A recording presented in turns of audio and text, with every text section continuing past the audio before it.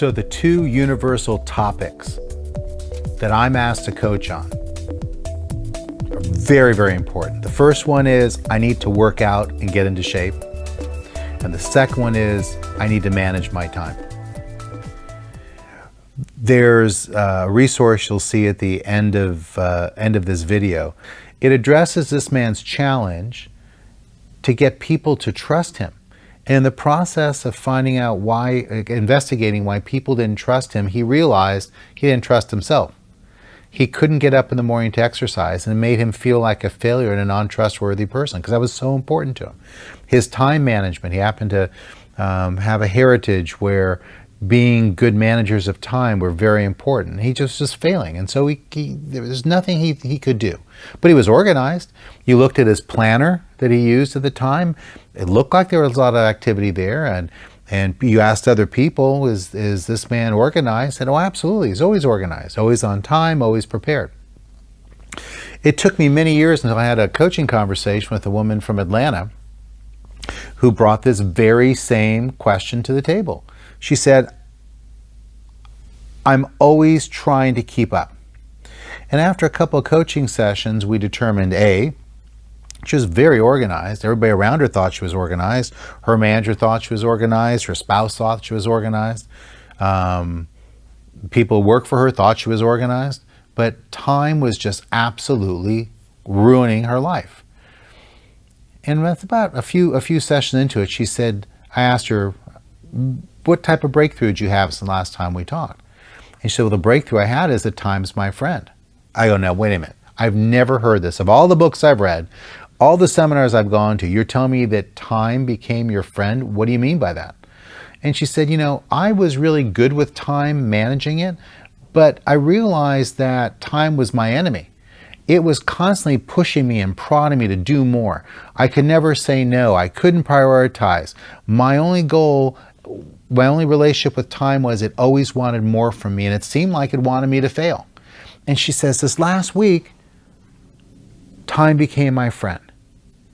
She said that she was able to, on a Friday, plan her next week, based upon blocking of time on her calendar, the things she needed to do, the things she wanted to do. She gave herself time to return emails where she didn't do anything else. She took time to block 2 30-minute sections in most of her days to go out for a walk, and understood that because time was her friend, if an emergency call came in or her schedule had to change, it's okay. I mean, think about it. You make a coffee date with a friend. You ask a friend to go to the movies with you. If they're really your friend and you call them up and say, hey, listen, I can't make it, do they yell at you? Do they get mad at you? Of course not. They're your friend. So in this way, this woman taught me, as she taught herself, that by making time her friend, it works for her. It wants the best for her. Further along this process, she realized that her blocks of time were an hour or 2 hours of time. And all these things that she was going to do, these big things she was going to do for an hour or 2 hours. Well, in her leadership position, getting more than, frankly, 45 minutes to herself to work on something was not going to happen. So she was always feeling, again, time was her enemy. She was losing all the time. She was being defeated. So we talked about the concept of taking those big, hairy, audacious goals that you never accomplish because there's never enough time, there's too many distractions, and substituting for those smaller bites. There's a man in the United States years ago that wanted to be in the Guinness Book of World Records, and he ate an automobile. Now, if you go and look at a tire or a hood and you go and you bite into it, you're probably not going to make much progress. What he would do is he would cut it, he would grind it down, and he would eat it. Because the rules didn't say you had to eat it whole, you just had to eat it. Classic example of small bites, taking something big, eating a car, and bringing it down to small bites. Again, it provides this opportunity to be successful, to celebrate the momentum you create, and really hang out with time. So by this point, you're ready to make time your friend, block your time out, small bites, extend it out, and be incredibly efficient. One warning goes with this, and that is only focus on the things that you control or over which you have influence. Studies show that so many people, especially managers and leaders, spend time above this line. Again, the things I have control over and the things I can influence. There are things above all of us. A CEO has certain things above her that's only the board can have charge over.